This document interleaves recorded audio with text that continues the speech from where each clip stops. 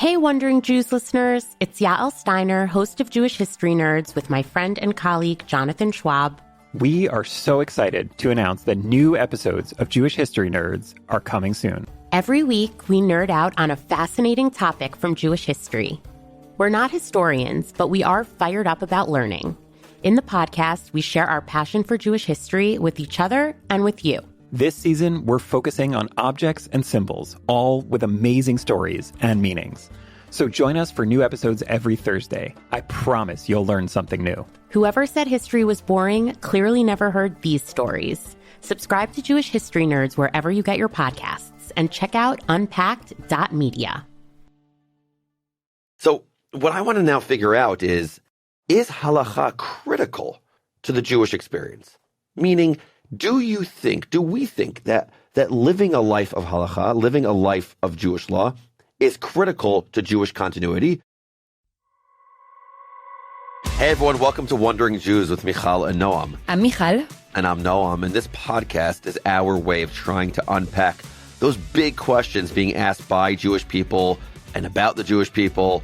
We don't have it all figured out, but we're going to try and figure some things out together, whether we make it there or not. It's really about the process of wondering together and leaving every episode feeling like we've all learned something. As we say each week, our absolute favorite part of this show is wondering with you, our very special listeners. So please continue to share your thoughts, suggestions, feedbacks, whatever is on your mind by emailing us at our new and improved email address, wanderingjews@unpacked.media. That's wanderingjews@unpacked.media.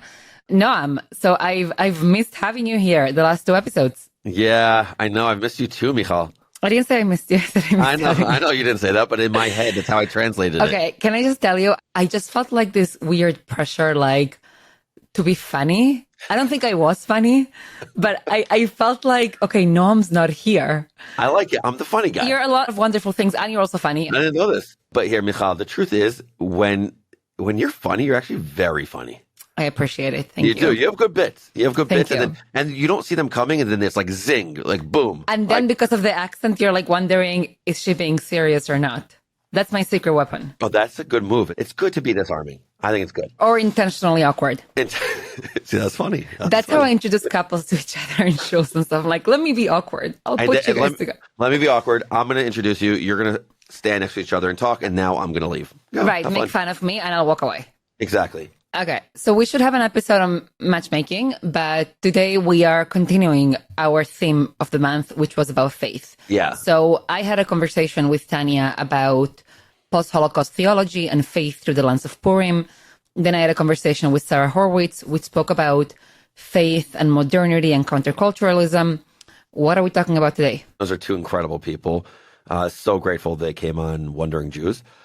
Today, I want to talk about a different topic, a topic that's constantly on my mind, and I'm the point guard here. I'm the point guard in today's episode. Do you know what that means? You shoot the ball in basketball? No, that's not what a point guard is.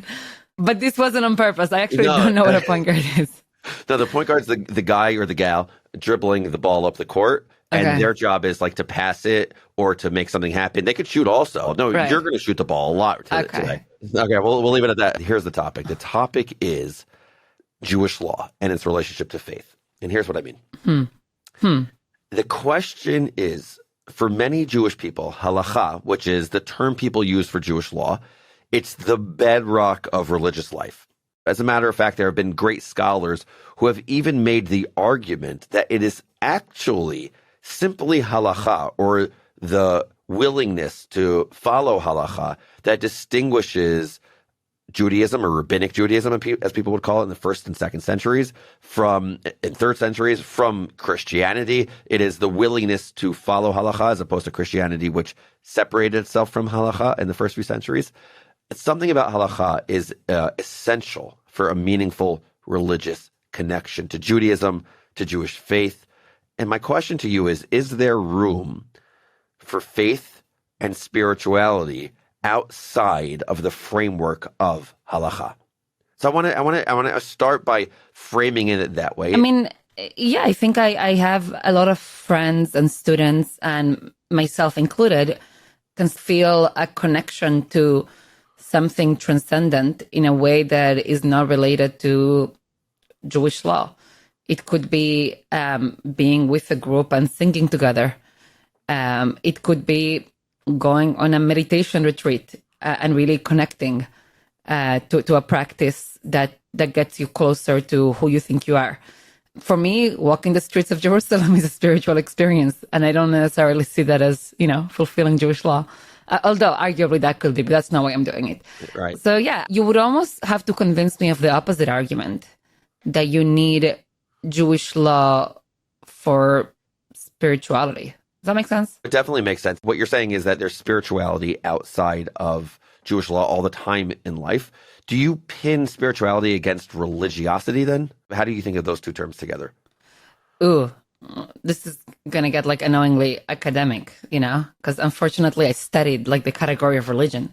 Okay, but the way human beings talk about it on the street, yes. Yeah, I think colloquially religion is often having to do with organized religion and with things that can maybe be more institutional and that have more boundaries that have to do with hierarchy and people who create them. And spirituality feels colloquially to indicate something much more subjective and much more about connection, which I think is highly subjective, more than just organized religion. Okay, so what I just heard is something that is externally imposed versus internally achieved. That's what it sounded like to me. Your distinction between religiosity and spirituality. A little bit. One is more coming from within, and the other one, there's a little bit of an external pressure to conform in some way. Sure, we can play with that colloquially. Okay. I know. Yeah, I'm not. Yeah. Yes. Yeah. All of you. Don't put me on the spot like that. No. Hey, I can't give you all my definitions. All of Michal's academic friends. Yes. Stay away. Don't come at her for this. Do not come at her. That was on me. Thank you for that. So let's start defining terms. What is halacha? What's your definition of halacha? What's your definition of halacha, Noam?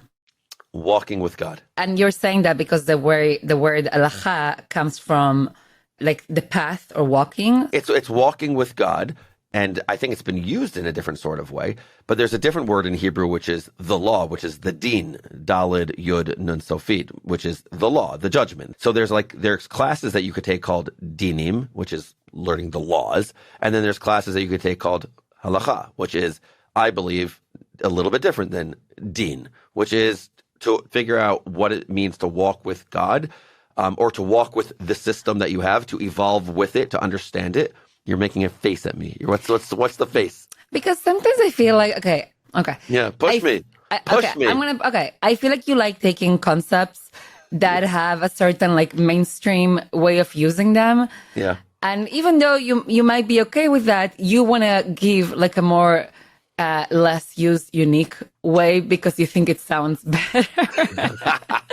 I think you think it sounds better to say, I follow the things to walk with God, that I participate in this system of dry legal details that have been developed over thousands of years by rabbis and legal minds throughout the centuries. Is that a fair critique? It's a great critique. I mean, it might mean, Michal, we might be friends. This might mean we're friends. If you could call me out on that, that's something that my friends would do. Yeah, I mean, the basic definition of halacha, it's the evolving legal and ethical framework that governs Jewish life. It's derived from Torah, it's derived from rabbinic interpretation, and ultimately communal practice. So if we're going to use a definition of halacha, which means to walk with our tradition, I'm wondering for you, Michal, in the first 3 hours of your morning, what halachic decisions do you make? So there's a different set of rituals that I do that have to do with prayers and also have to do with, for example, washing my hands a certain way and making a blessing before I allow myself to have a coffee, right. And saying certain blessings beforehand, and praying in the morning. And there's so many of them from what I wear. So it's you say prayer right when you wake up. You wash your hands in a certain way. It's just interesting to hear this. You wash your hands in a certain way. You put on certain types of clothing. You pray to God in a certain type of way. And we're not even at 9 a.m. really. Yeah, and there's other things that have to do with how I have my home set up. So the food that comes into my house, right, has to do with certain laws, or the school that I send my kids to. That's influenced by the law. There's a lot of things there that I wouldn't call them decisions though. They've become routine. Okay, fine, fair enough. So I want to think through 4 distinct approaches to how to think about Jewish law, to how to think about halacha through looking at these 4 different names: Eliezer Berkowitz, Yishai Leibovitz, Mordechai Kaplan, and Angela Buchdahl. So here we go. Are they all rabbis, Noam? Well, Eliezer Berkowitz, Leibovitz I don't think he's a rabbi, no. Okay, so 3 rabbis and a professor. 3, and a philosopher. So Eliezer Berkowitz, he's a theologian. I think he views halacha as deeply connected to ethical concerns, and he views it as being this relationship between tradition and moral intuition. So he views halacha as divine morality in action. That's Berkowitz. He would view halacha as there's a bilateral relationship between man and God, as opposed to a unilateral relationship. And therefore, human beings are able to have a more constructive approach to the determination of what the Jewish law, what the halacha should be. It could be the role of women in Jewish law. It could be how to think about the LGBTQIA plus community in halacha. It could be whether or not certain boundaries used to exist and don't exist anymore. And there are a lot of different ways, but basically human beings have more of a role in determining what halacha should be than simply a unilateral relationship that is from the divine to man. Okay, so you're saying that one of the aspects of his thinking is that there's something almost like co-creating Jewish law, that it's both reflective of divine will, but also reflective of human interpretation. I think if I recall, I wrote a grad school paper, actually, contrasting and comparing John Dewey's like a famous philosopher who wrote about education and democracy and other things in America. I compared him with Rabbi Eliezer Berkowitz. That's my version of cool. Yeah, thank you very much. But if I recall, there's one more approach, and another aspect of Rabbi Eliezer Berkowitz's approach to Jewish law is not only that we co-create it, but that it also is supposed to make us like more ethical people. Yeah. It's supposed to shape us. Yes. So it's not just about like waking up and saying a prayer. That act of saying a prayer, acknowledging that I'm alive, is supposed to make me into a more grateful, more generous person. Yes. And what he would say is that there's tremendous amount of precedent in the Talmud and the Torah to demonstrate that. His key texts are, number one is the story of Abraham fighting with God in the story of Sodom. That's a key text for him, where Abraham is part of that story. They're co-creators of whatever emerges. And in the Talmud, there are a number of stories he talks about, again, for a different episode. But let's get to the number 2. Yishai Leibovitz. Yishai Leibovitz, incredibly provocative and controversial philosopher. I think that he is often thought about in the context of how he views the story of Zionism in Israel. But in our conversation, he has lectured at length about halacha and what he, I would say, views Jewish law as, and I'll say it in Hebrew because this is what he spoke about all the time, Kabbalat ol malchut shamayim, meaning the acceptance of the yoke of heaven. And what that looks like is it's absolutely a unilateral relationship, and specifically a non-instrumental service of God. The purpose of halacha is simply to follow what God says, not to get anything in return for it. Right. I would even say that just for like the everyday ritual, an approach like this one would basically say like, don't try to find a reason to feel good about all this, right? Yeah. The concept in Hebrew I would say is like ta'amei mitzvot, like trying to figure out the reasons. So very often people will say, oh, keep Shabbat because you will relax. And family time. Right? Exactly. Or keep, eat kosher, it's healthy for you. Yes. Or pray, you'll meditate. Right. So Leibovitz would say I think he would go as far as to say that's like idolatry. That's about your human interpretation of that. And really, we keep Jewish law because God is beyond us and we don't understand God. And if God says something, I do it. And if it's problematic, I do it as well. That's my service to God. Exactly. And the reason for that, the reason it's idolatrous is when you switch the means for the ends, that becomes a problem. Okay, give an example. What do you mean by that now? Exactly what you said, which is if the command is to keep Shabbat, and then you say the reason I'm keeping Shabbat is because it'll bring me family time, it'll bring me something else, whatever the thing is, then you're not keeping Shabbat for the ideal reason. You're actually keeping Shabbat in order to accomplish something else. Mm-hmm. So it's interesting that we can already begin to see a contrast. Like Rabbi Berkowitz is very much thinking about making the individual better, making society better, and then Leibovitz's approach is so much more like God said so we do it. Exactly. And we don't pretend like we understand why or try to make meaning in a way that, that is not actually reflective of God. Which one's your approach, Noam? Well, none of them so far. Okay. Actually, that's a lie. And sometimes it's Leibowitz, sometimes it's Berkovitz. That's a bit of a cop-out. I am a bit of a cop-out. I wasn't going to say that, but that's a cop-out. Just kidding. I'll give you my thoughts. But audience, this is the way I process information. I need to share different ideas. We're going to hear the ideas, and then I am going to tell you the way I think about it. But I need to go through the process. Okay, so sorry, I interrupted. Let's go through it. Okay, then you have a third thinker, Mordechai Kaplan, who is... These are all, by the way, modern, 20th century. 20th century, rabbis, all of them. He founded Reconstructionism. He was actually a rabbi. This is great stats. Lincoln Square Synagogue. No, I think it was Jewish KJ? Center. Wait, no. Jewish Center. Shoot, I got it wrong. Okay. Jewish Center and Kehilath Jeshurun, KJ. Some on the Upper West Side shul. Upper West Side and the Upper East Side, fancy schmancy synagogues. Orthodox. Yeah, Orthodox, exactly. So it's interesting. And he was a professor at JTS and just really, really influential figure. He came up with Reconstructionism, and he viewed Halacha, Jewish law, as part of the society or the civilization or the culture of Judaism. And therefore it matters. It matters in the sense that it is descriptive of the Jewish experience. And it's part of it, but not that it's binding in some way that is legal, formally, and not binding in some way that is from God, that God's divinely telling you to do this. Right. I would say maybe, and I'm saying this a little bit simplistically, ritual is sociologically significant. Yeah. Right? Not necessarily theologically. Yes, exactly. So a different way of saying this, you can study people like Durkheim. He was one of the great founders of, the way that we think about religion in modern sociology. And he wrote about ritual and what it does to society, even religious ritual. So he would look at it, at ritual, and it wasn't necessarily, well, this is what God says.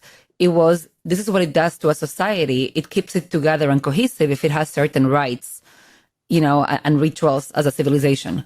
Yes. I think that is brilliantly said. And I think because it's very complicated. People would call Kaplan's approach to Jewish law atheistic. And I'm not sure, though. I think it's just independent of God. It's we can talk about God separately, but Jewish law in this case, it's part of what it means to have a civilization. Exactly. And then what about Rabbi Angela Buchdahl? She is a prominent Reform rabbi. But what would you say her approach is to halacha? I'll call her Angela. She's a friend and such a wonderful Jewish leader. I don't know if I've ever spoken with Angela about her particular approach, but I'm going to, maybe I'll just express what I think is a mainstream Reform Jewish approach to Jewish law. And we can check later with her if she would associate with it. But the way that I have, the articulation that I've heard in terms of the Reform movement's approach towards Jewish law is that Jewish law is something that can be chosen, but shouldn't be imposed. Oh, interesting. The language that I've heard is informed choice. So it's a little bit complicated because the Reform movement itself actually has a whole history. I think at the beginning of its inception, there was a bit of antipathy to Jewish law. Yeah. The early leaders in the Reform movement viewed Jewish law as something antiquated and something perhaps even to reject. In modern times, Reform rabbis, theologians, and thinkers it's almost like they've said, we have this buffet of Jewish practices. And what's really important is for individuals to be exposed to them. But then Reform theology actually places great value in agency, in individual agency. So it's almost part of what it means to be a mature Jew. Rabbi theologian Eugene Borowitz, I think he's the one who's also written about this. Part of what it means to be a mature Jew is to be able to look at this ritual and to decide, to make choices. So it's not binding, right?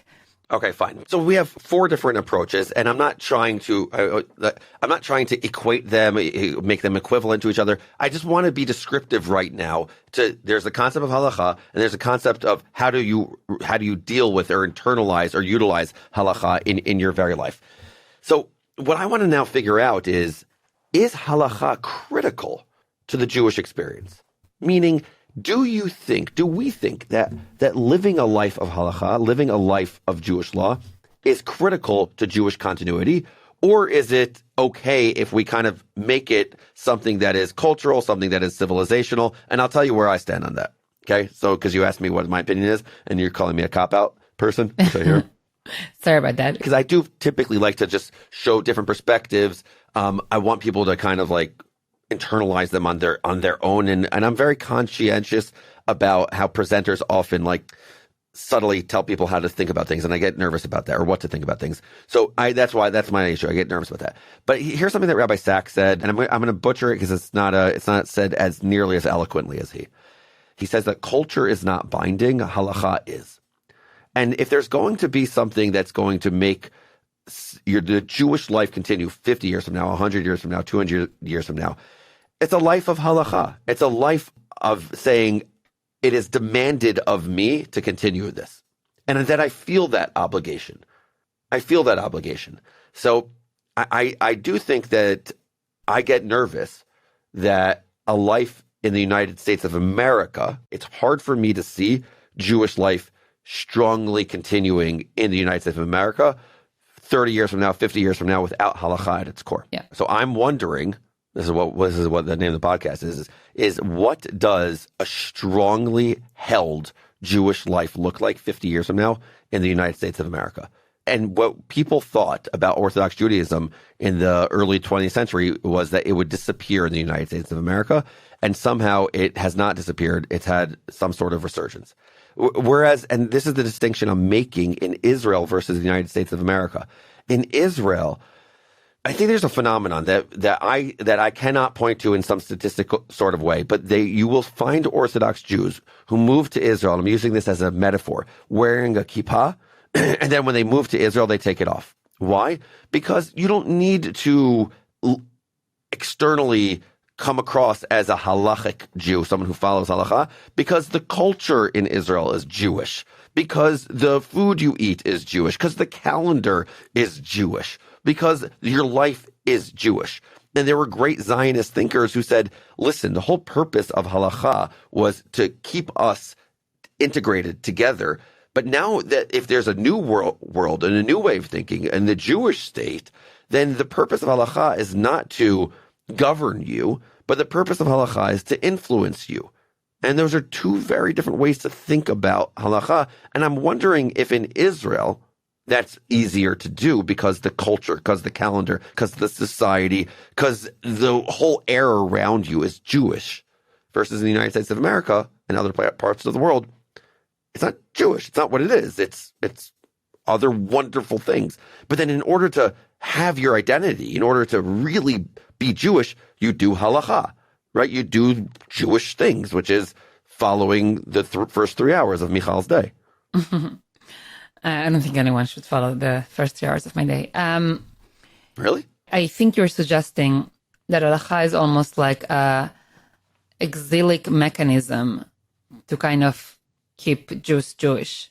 By exilic, I mean something that is like almost like diasporic, which means that when you don't have your own public square in your own country with your own calendar and everything, you kind of need to create like a parallel set of laws in whatever country you're in. And I'm not the one that came up with this. The Talmud says this. The Talmud says when the right. temples were destroyed, all we have is all God's presence had. Yeah, which is what? Is the 4 cubits of Jewish law. Right. Which means what? Let's unpack that. I don't know. I have no idea what that means. I really don't. But I think that it's a little bit aligned with what you're saying, that there's something deeply Jewish about living in a world. The temples represent something, meaning the temples represent Jewish sovereignty, Jewish autonomy, Jewish service, like a deep cleaving, a deep connection, relationship with God. And then when you don't have that, then the way to arrive at that is through halacha. So let me ask you then, okay? How does this theory, the way that you're thinking about halacha, different interpretations, differences between America and Israel, how does this relate to faith? Because I think the question is, what is faith? And is faith, like Yeshua Leibovitz says this line about faith, it's a very profound line and very difficult line. He says, emunah, faith, is Kabbalat Malchut Shamayim, is Shmirat Mitzvot, is the yoke of heaven on you, is the observance of Jewish law. one approach to faith, what does it mean to believe? To have faith in what? What am I looking at? What's around me? So he says the expression of faith is doing Judaism. That's his definition of faith, is doing Judaism. Not of something in my head, but something in my hands and something in my feet. And it's the action of Judaism. It's actionizing Judaism. Activating Judaism is belief, is faith. Okay. Maybe we can say he's saying, don't think so much about God or faith or theology. You want to be a person of emunah, which faith is not the perfect translation, but a person of loosely translated. Yeah, faithfulness. Follow the word of God and don't ask any questions. Exactly. So where does that leave us? Do you like that? I struggle with it. That's again, today's episode is I'm sharing with you things that I'm struggling with as it relates to halacha.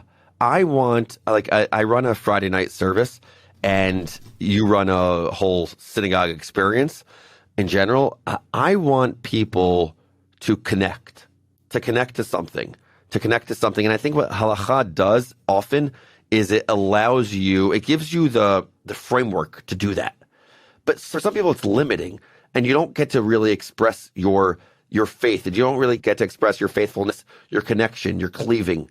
You don't get to do that.